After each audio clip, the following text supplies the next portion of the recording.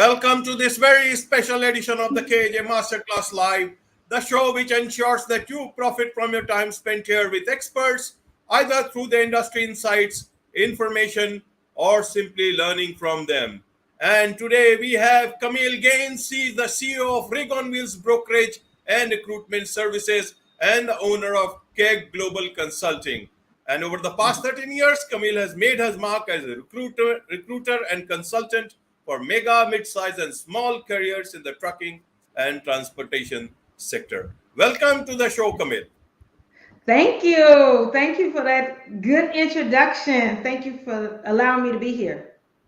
You are welcome, and I'm sure a lot of people would now understand better about this whole trucking business. And especially you need efficient workforce, that is the drivers, and you are playing a key role into this. But first, to understand from you, Kameel, from a Indian perspective, Indian audience. I know you have a global team in 4 different countries: Canada, India, Philippines, and the United States. So, first, to understand from you, how big is this whole recruitment business for the trucking industry? Help us understand this landscape so that we can get a sense of it. Yeah, I'm glad you asked that. So it's third-party truck driver recruitment. So typically we're considered an extension of the trucking company's recruitment and marketing department. So that's what we are, remote from the company. So whatever the US based company is, it might be their headquarters could be in anywhere, right? It could be in Canada, Mexico, or the United States. But basically it's US based trucking companies and drivers. We're remote to them. So that's what we do. We are a brokerage as well, but our niche, our bread and butter is the third party recruitment services. Right, right. Mhm. So, in terms of the hiring of drivers, is it much more, say, synchronized there? How does it happen? Does it happen in the way normal recruitment in other sectors happen? Because, or how do you do the vetting part? Because drivers can be from very different locations all across the US and Mhm. even outside, and they don't have a resume sort of a thing where, like in normal corporate jobs, where you can meet, Mhm. put two and two together. Here it's a very different sort of a landscape. Help us understand how recruitment works in this industry. Exactly. And you're right about that. You don't, some drivers do have resumes, but it's not the norm. So if we get their information on a job board or anything like that, we don't do a lot of vetting through the job board. It's literally reaching out to the driver, whether it's via text or a telephone call. Typically, not as much email, but text and a phone call, that's when we are able to vet them better to source them. And yeah, they're everywhere in the United States. So we recruit for all lower 48 states in the United States. So you're definitely right about that. So typically they are American drivers or having a permanent residency here, but it's very diverse. So in the United States, truck drivers are considered to be white, Hispanic, Black, and Asian, right? Some were born here, some not born here. So that is one of the great reasons to have a team in 4 different countries. Because even though Ravneet is in Muhali, she's able to talk to somebody in the United States that is also from India.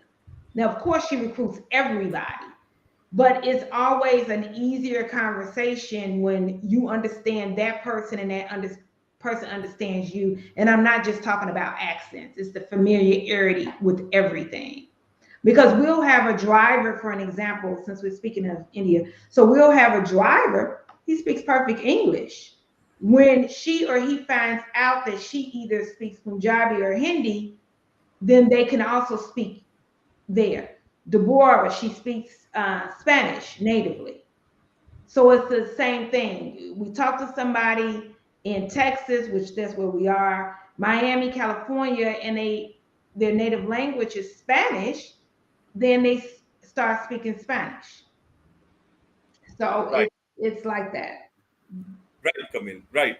So I'm just wondering, this seems this trucking business, the logistics business, is a much more, a very tough job, and not that women cannot be in tough jobs, but it is much do with a lot of difficult times, different hours, and all. So how did you uh, get Fall into this into it. industry? Yes. How did you Yeah, get so into this industry? And you seem to have a lot of passion for this industry. Help us understand that for the audience. yeah, so first I've been in recruitment and sales. That's the only job that I've ever had. Is some type of recruitment and sales. So even when I was 18 years old and worked at the gas station, we had a responsibility to have to sell X amount of lottery tickets, X amount of upselling when it came to the automotive side. So it still was sales. So I've always done that and typically been in male dominated sales fields. So it just kind of comes second nature when it comes to a male dominated field. But trucking kind of chose me, and I immediately started liking it because I'm familiar with sales. But it took a few years, probably 3 to 4, and I realized I loved it. Once I realized I loved it, then I took it to another level and started learning as much as I could about trucking, everything that I could, because at first I didn't know I loved it. I thought I just liked it. So once I Right. realized that, and being brought up in sales, I would be in companies where not only was I the only female on the sales floor, but I was the only Black American. It would be only white men, Indian men, and African men that were my colleagues. So I don't know the touchy feely part of sales. So you being 21 years old and your colleagues are 30 years old and they're all Indian, African, or white men, you don't come there to play games, you come there to work. Right. So that's how I started in sales, and trucking chose me. Like a lot of entrepreneurs end up getting laid off with another job and fall into entrepreneurship. But I had been doing it a lot over the years, and this was the niche I uh, fell into and started learning as much as possible. And because I know that it's not the norm, I take it as a challenge. So I do know no one will be able to outwork me, outstudy me. So why not? Yeah. Wonderful. Wonderful. So now coming to the challenges. What are the Hmm. expectations that generally, those people who, the trucking companies, they ask you in terms of the brief. So their expectations are there. And secondly, even from the driver's side, they have their own sets of expectations from, Oh yeah. from the companies, and you are in between. So you have to Yes. make sure that, everything is matching to a great extent as possible. So what are the Yes. challenges that you face day in, day out, and how do you try to mitigate those challenges so that they all find the right fit? Because trucking is a very different business. The driver will Hmm. be on the roads for the long haul alone with the trucks and all, and you need to have people who are very responsible with the vehicle, with the Yes. time of day they are driving, and with everything else, and you need to have a very responsible person at the wheels. So when it comes to, well, we're in a driver shortage in America. Driver shortage, well, is everywhere now. It's global. But we've been in a driver shortage for years. It's just now it's more publicized, and it is more. It's more of an issue now as well. And right now, currently, we're in a global freight recession, right? So that brings its own challenges. But when it comes to the companies, and we recruit for over 50. We might have our favorite 10, but we recruit for over 50. And it's understanding what kind of driver they need, literally, what they need. And when I get on the phone, or one of the recruiters get on the phone with the driver, we need to know why you're leaving your last job and what is necessary in your next job. So even if you have Peter, Singh, and Jose all saying they need better benefits, what does that mean? Literally, what does that mean? Because everybody's life is different. So then once you start knowing things like that, you know the requirements and the benefits that are at those jobs, and you start matching up from there. What I always say is Rig on Wheels is not married to any truck driving company. We are partnered with them. So when Jose comes in, we can submit his application once we source them and everything to our ability we feel like it's good. We can submit them to several different companies, not just one. So it's several different ones. Because what one company doesn't like, the other company will take with open arms. Right, right, Mm-hmm. Kamil. So in terms of, you see, you must be having a lot of competition also. This is such a big industry.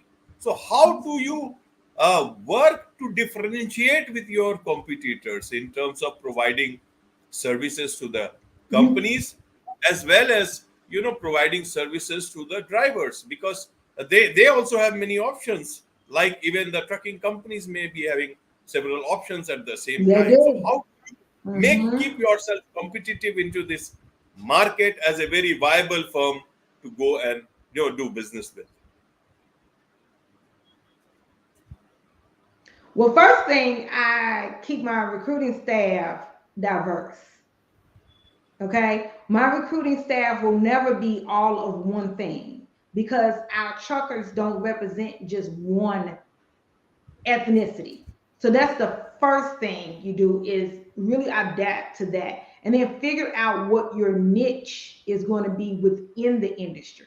So I have colleagues, we've been doing this together for 10, 13, 6 years, a lot of time depending on, but everybody in every company brings something different in what they do, how they do. And I am not afraid to drive if they're in Houston or somewhere in the drivable area or fly to that company so I can see what goes on. Talk to their drivers, put on my boots and go on the yard with all of the mud and things like that. So those are some things that will set apart that to be able to do. But definitely having a diverse team, having your systems set up. I've been doing it long enough where I know some of the old ways don't work, and I know some of the old ways have to stay because they work well. But new enough where I'm able to make changes as need be. 13 years is a long time in the industry, but I have my mentor has been in it for 30 years. So being able to adapt and niching down, figure out what your niche is, what the market needs, and what you're really willing to take a risk on. That's Right, how I do. right. Now, how are you people getting technology and innovation into your industry? Because a lot of things are changing, and things are changing quite fast. So how are you using technology for uh, being future ready as well as present ready? Hmm. Because it can make your job quite easy or difficult, I don't know how Yes, exactly yes. how you are actually putting that to use. So a lot of trucking is so many areas of it. So there's technology, thank you God, that is coming because forever trucking has been in the stone ages. So, Right, but there's a lot of different technology that we use. So whether or not it's the carriers or the trucking companies that have to adapt to new technology, us as recruiters, adapting to different uh, technology.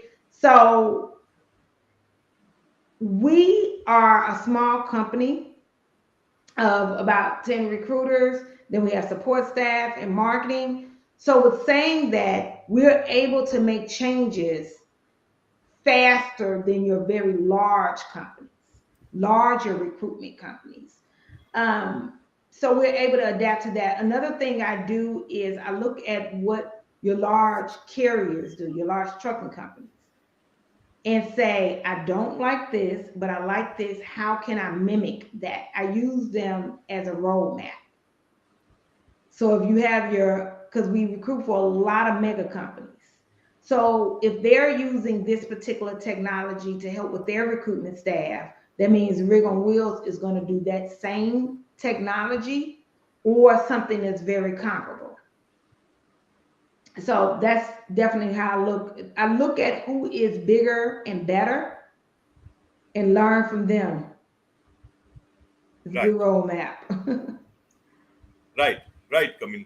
Uh, I'm quite interested to understand about, you have a global team in India, if I understand, Canada, India, Hmm. Philippines, and the United States. So, Yes. in terms of India, what is this team all about? How does it help you in your wider, wider day-to-day functioning? And how big is the team, or what's the function that you get done out of India? Well, the only difference with the team in Mohali, that branch is they just are in Mohali. That's it. We do everything seamlessly the same when it comes to meetings. So even if the recruiters here in Houston were to come when they do come into the office, we still do our meetings on Google Meet. Okay. I know that Google Meet works better in India than Zoom. So I make sure that the recruitment manager that manages all the recruiters is in Mohali, right? So Okay. she manages all the different areas. Ravneet, so she's there. We call her Raven, but her name is Ravneet, and she's there. So it brings great diversity, people that speak other languages, but it's just an extension of, it's not really a separation. Right. Raven could be right here in Louisiana. It's not a difference. The only time that I know it's a difference is when I flew to India in September. So I was on the plane for a while. That's really the only difference. That's,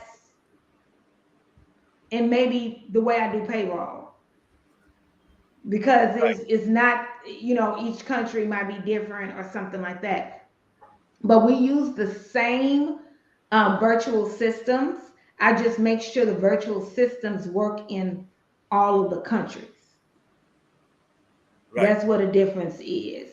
Um, so that's it. I don't, people assume that maybe things have to be very different because of the staff that's in Muhali, but it's not at all. We eat the same foods. We have lunch together. We do emulate as if we're all in an office together.